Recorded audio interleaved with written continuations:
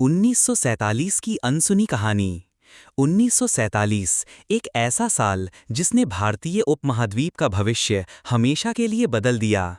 15 अगस्त को जब देश ने आज़ादी की सांस ली, उससे 4 महीने पहले एक ऐसा बयान आया जिसने पूरे देश की राजनीतिक दिशा ही बदल दी। 18 अप्रैल 1947 पंडित जवाहरलाल नेहरू ने एक स्पष्ट और कड़ा संदेश दिया।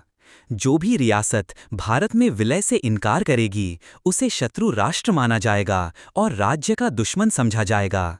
यह बयान तब आया जब भारत आज़ाद भी नहीं हुआ था, मगर इसका असर इतना गहरा था कि 15 अगस्त तक 560 से भी अधिक रियासतों ने भारत में शामिल होने का निर्णय ले लिया।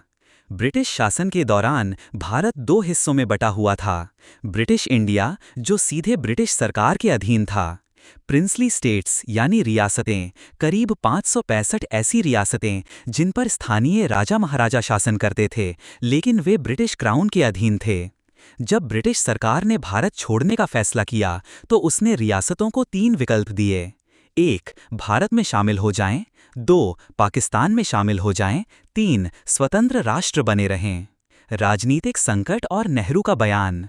कुछ रियासतें जैसे हैदराबाद, कश्मीर, जूनागढ़ आज़ाद रहने का सपना देख रही थीं। नेहरू और कांग्रेस को ये मंजूर नहीं था, क्योंकि एक लोकतांत्रिक भारत में छोटे छोटे स्वतंत्र राज्य होना देश की एकता और सुरक्षा के लिए खतरनाक था। इसी संदर्भ में नेहरू का यह बयान सामने आया। अगर कोई रियासत भारत में विलय से इनकार करती है, तो उसे शत्रु देश समझा जाएगा। यह कोई साधारण बयान नहीं था, यह एक चेतावनी थी, एक सख्त संदेश था कि भारत का भविष्य बटा हुआ नहीं, बल्कि एकीकृत और मजबूत होना चाहिए। इस पूरी प्रक्रिया के असली नायक थे सरदार वल्लभ भाई पटेल और उनके सहयोगी वीपी मेनन।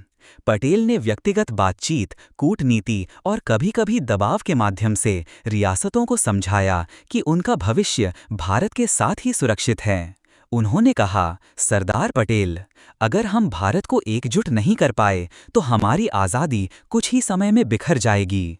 पटेल की दूरदर्शिता और दृढ़ निश्चय के कारण अधिकांश रियासतों ने इंस्ट्रूमेंट ऑफ एक्सेशन पर हस्ताक्षर कर दिए, जो एक आधिकारिक दस्तावेज था जिसमें रियासतें भारत में विलय को स्वीकार करती थीं।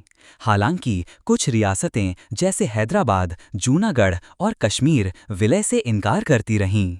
हैदराबाद ने स्वतंत्रता की घोषणा की, लेकिन भारत ने ऑपरेशन पोलो चलाकर 1948 में उसे भारत में मिला लिया। जूनागढ़ का नवाब पाकिस्तान में मिलना चाहता था, लेकिन वहां की जनता भारत में शामिल होना चाहती थी। कश्मीर एक और जटिल मामला था, जिसकी कहानी आज तक विवादों में है। नेहरू के बयान और पटेल की रणनीति के कारण ही एक बिखरा हुआ भारत एक एकीकृत लोकतांत्रिक गणराज्य बन सका। 15 अगस्त 1947 से पहले ही 560 से अधिक रियासतें भारत में विलय हो चुकी थीं। यह इतिहास में अपने आप में एक चमत्कार है। यह केवल एक राजनीतिक उपलब्धि नहीं थी, यह उस सोच का प्रतिबिंब था जो भारत को एक राष्ट्र के रूप में देखती थी, जाति, धर्म, रियासतों और भाषाओं से परे। अगर आज भारत एक मजबूत और एकीकृत गणराज्य है, तो उसके पीछे 1947 की वो सूझबूझ, साहस और नेतृत्व है जो इतिहास के पन्नों में दबा रह गया। जय हिंद।